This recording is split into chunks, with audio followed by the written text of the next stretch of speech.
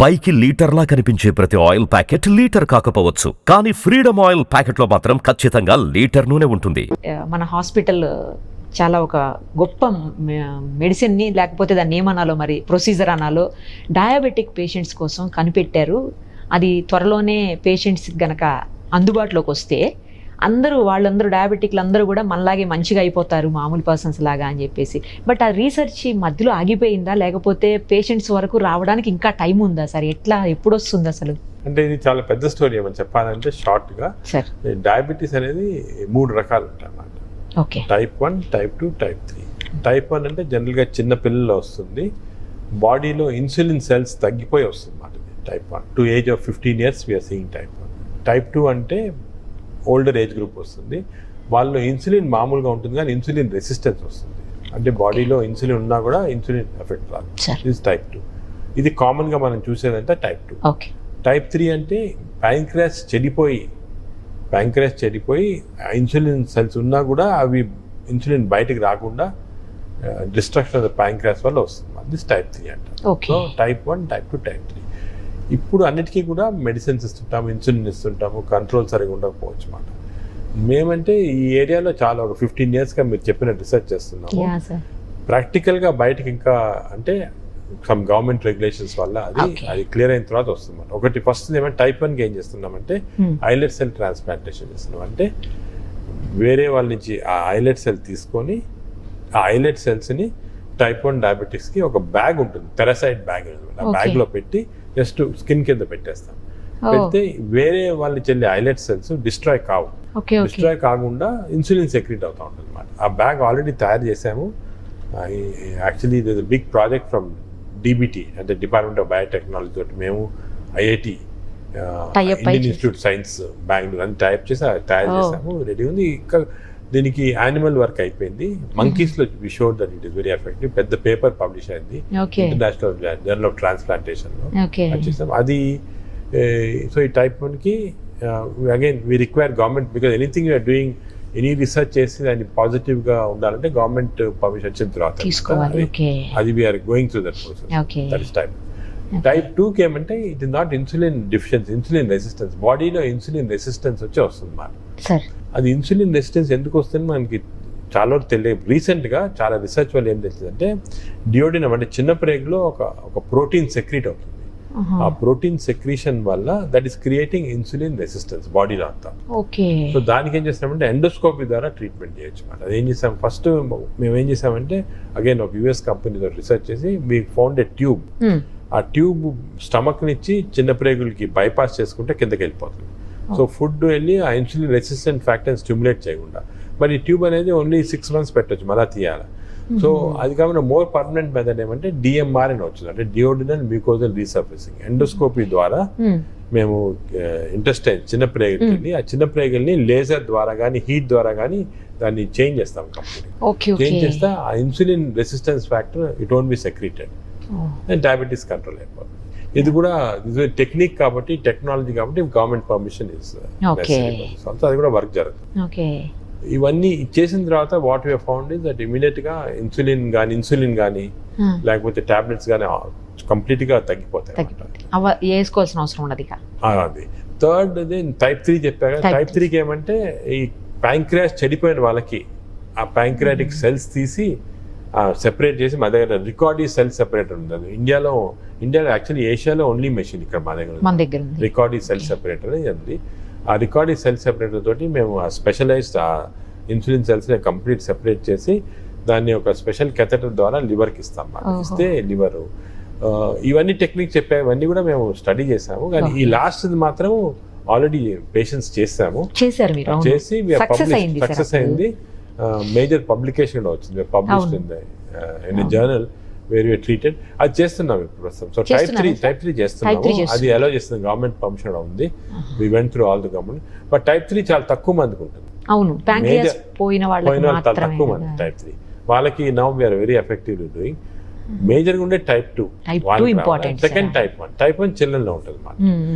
ఈ children type 1 కూడా తొందరలో వచ్చేస్తుంది చాలా ట్రాన్స్ప్లాంట్. అది ఐఎమ్ షూర్ పర్మిషన్స్, ఎందుకంటే ఈ టైప్ 2 ఇంకా కొద్దిగా we have to discuss with the government and all that and కానీ ఇవన్నీ వస్తే చాలా పెద్ద హెల్ప్ అవుతుంది సార్ అసలు.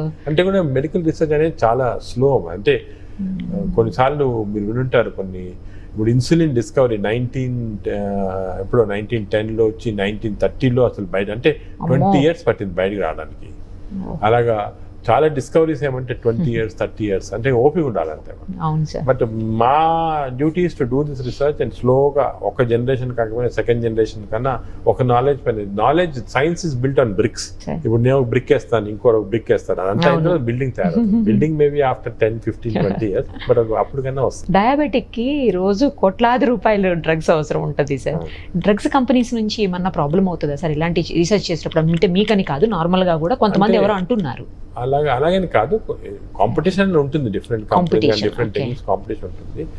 బట్ అటువంటిది we don't scientist we don't say any of those things.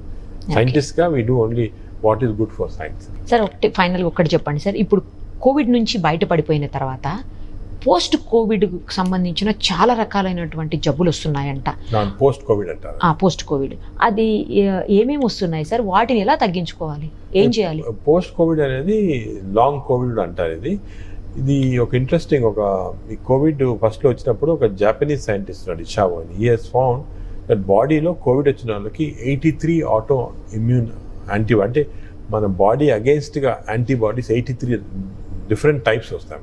Okay, 83 రకాలైన యాంటీబాడీస్ తయారవుతున్నాయి. అంటే థైరాయిడ్ కి, స్టమక్ కి, లంగ్స్ కి, అన్నిటి కూడా బాడీ ఇమ్యూన్ సిస్టమ్ ట్రిక్ అయిపోయి it is thinking this virus is lungs, virus is thyroid అని యాంటీబాడీ ప్రొడ్యూస్ చేసుకుంటే వెళ్ళిపోతాం అనమాట. దానివల్ల ఒకటి పోస్ట్ కోవిడ్ అనేది. అదేవిధంగా లంగ్ లో ఫైబ్రోస్ వచ్చేసి లంగ్ గట్టి పడిపోయి బ్రీతింగ్ ట్రబుల్ వచ్చి చాలా మందికి ఆక్సిజన్ నెలలు సంవత్సరాలు తీసుకుంటా ఉండాలి, సప్లై ఇవ్వాల్సి వస్తుంది. అలా వస్తుంది. అదేవిధంగా ప్యాన్క్రియాస్ ఐలెట్ సెల్, మనం మాట్లాడే ఐలెట్ సెల్ కి వైరస్ వెళ్ళి డ్యామేజ్ చేసి డయాబెటీస్ లాగా పడుతుంది. ఇక కంటిన్యూ అవుతుంది సార్ డయాబెటీస్. కంటిన్యూ. అలాగే డిఫరెంట్ అటాక్స్ వస్తాయి అనమాట. పోస్ట్ కోవిడ్ అనేది ఒక 5% పీపుల్ లో చూస్తున్నాము. Arthritis, rheumatoid arthritis, lung infections, diabetes, చాలా మందికి మెమరీ తగ్గిపోవటము, డల్నెస్ ఉండటము, కొంచెము హేజీనెస్ రావటము, జనరల్ మయాలజియస్ పెయిన్స్ రావటం, ఇవి చాలా కామన్గా వస్తున్నాయి అన్నమాట. ఇవి ఎన్ని రోజులు ఉంటాయని తెలియటం లేదు, కానీ హోప్ఫుల్లీ ఇవి కూడా తొందరలో పోవాలన్నమాట. కానీ లంగ్ సివియర్ ఇన్ఫెక్షన్ వచ్చిన వాళ్ళకి లంగ్ డ్యామేజెస్ కంటిన్యూ, ఒక 5% వాళ్ళకి లంగ్ డ్యామేజ్ అలా కంటిన్యూ అవుతా ఉంది. ఇక లైఫ్ అంతా ఉంటుంది, లైఫ్ అంతా. అది కంట్రోల్ కాదా సార్? నార్మల్ స్టేజ్ కి రాలేవా లంగ్స్? మళ్ళీ ఒక్కసారి లంగ్ లో ఫైబ్రోస్ వస్తే నార్మల్ స్టేజ్ రాదు, లంగ్ ట్రాన్స్ప్లాంటేషన్ వల్లే వస్తుంది. అది చాలా తక్కువ పర్సెంటేజ్. ఇప్పుడు ఈ డయాబెటీస్ పరిస్థితి ఏంటి సార్? ఈ డయాబెటీస్ వచ్చిన వాళ్ళకి చాలా మందికి ట్రాన్సియెంట్ వస్తూ ఉంది. అంటే ఆ కరోనా ఉన్నప్పుడు, కోవిడ్ డిజీజ్ ఉన్నప్పుడు సివియర్ డయాబెటీస్ తగ్గిపోతా ఉంది. కొంతమందికి లాంగ్ టర్మ్, అంటే ఇంతవరకు ఇప్పుడు ఇది only 2 years old, 1.5 years old కదా, ఇంతవరకు 1.5 years దాకా కొంతమందికి వస్తూ ఉంది. లేటర్ ఆన్ స్టేజెస్ పోతుందని చూడాలి. కొంతమందికి మధ్యలో ఒక 1-2 months తగ్గిన సందర్భాలు కూడా ఉంటాయి. చాలా మందికి వచ్చి తగ్గిపోతుంది. అంటే మనం తీసుకునే ఫుడ్ ఏమైనా కంట్రోల్ చేస్తే? అలాగేం లేదు, అదేం లేదు. కానీ జనరల్ ప్రికాషన్స్ తీసుకోవాలంటే ఎక్సర్సైజ్, హెల్తీ ఫుడ్ అవి ఇంపార్టెంట్. ఎక్సర్సైజ్ తగ్గించేసి, స్వీట్స్ తగ్గించాలా, ఎక్సర్సైజ్ అనేది చాలా important. Exercise is very important. Diabetic వాళ్ళకి మెయిన్ ఎక్సర్సైజ్ ఇంపార్టెంట్. ఎక్సర్సైజ్ చాలా ఇంపార్టెంట్. జనరల్ గా కూడా ఎక్సర్సైజ్ బాడీ చాలా ఇంపార్టెంట్. దానివల్ల మనం చాలా several diseases we can avoid. దానికి కంపల్సరీ ఎవ్రీబడి 45 minutes అన్న ఎవ్రీడే, మార్నింగ్ అని ఈవినింగ్ అని ఎప్పుడు టైం దొరికితే ఎక్సర్సైజ్. అంటే ఏదో నేను నడుస్తున్నా రోజంతా ఇంట్లో నడుస్తున్నా అది కాదు, ఒక బ్రిస్క్ వాక్ 45 minutes లో 7 kilometers 6 kilometers కవర్ చేయాలి. That is the correct exercise. Brisk exercise చేస్తే బాడీలో సర్క్యులేషన్ ఇంప్రూవ్ అయ్యి ఓవరాల్ గా అన్ని ఇంప్రూవ్. సార్ ఒక్కసారి డయాబెటిక్ అయిన తర్వాత వాళ్ళు మళ్ళీ నార్మల్ పర్సన్స్ అయ్యే అవకాశం ఉంటుందా అసలు ఉండదా? ఫర్ ఎగ్జాంపుల్ డయాబెటిక్ చాలా ఒబీస్ అయిపోయి రాంగ్ ఫుడ్ తీసుకొని, స్వీట్స్ ఎక్కువ తీసుకొని, డ్రింక్స్ తీసుకొని డయాబెటిక్ అయ్యారనుకోండి, ఆ same person if decrease weight, changes food habits, you can come back to normal. Weight లేకుండా కూడా కొంతమంది అవుతుంటారు కదా సార్. అది లీన్ డయాబెటీస్, అది వేరే కారణాలు ఏమన్నా, ఈటింగ్ హ్యాబిట్స్ అవన్నీ చూసుకోవాలి మనం. అంటే డయాబెటీస్ లో కొన్ని ఇర్రివర్సిబుల్ ఫ్యాక్టర్స్ ఉంటాయి, రివర్సిబుల్ ఫ్యాక్టర్స్. అవునా? ఈ రివర్సిబుల్ ఫ్యాక్టర్స్ మనం అన్ని కంట్రోల్ చేయొచ్చు. ఒక డయాబెటిక్ మా దగ్గరికి వస్తే ఫస్ట్ మేము ఏం చూస్తాము, దీనికి what are the reversible factors అనేవి. ఈ రివర్సిబుల్ ఫ్యాక్టర్స్ అన్ని మ్యాప్ అవుట్ చేసి ఇవి రివర్స్ చేసేస్తే కొంతమందికి నార్మల్గా వచ్చేస్తారు. కొన్ని ఇర్రివర్సిబుల్ ఫ్యాక్టర్స్ ఉన్న వాళ్ళకి డ్రగ్స్ కానీ ఎక్సర్సైజ్ కానీ అవన్నీ అవసరం. చాలా విషయాలు షేర్ చేశారు సార్. నా మళ్ళీ డయాబెటీస్ మీద పెద్ద రీసెర్చ్ జరుగుతుంది కాబట్టి నాకు మళ్ళీ మీరు ఇంకొకసారి అవకాశం ఇవ్వాలి మొత్తం డీటెయిల్డ్గా మీతో మాట్లాడేదానికి. Thank you sir.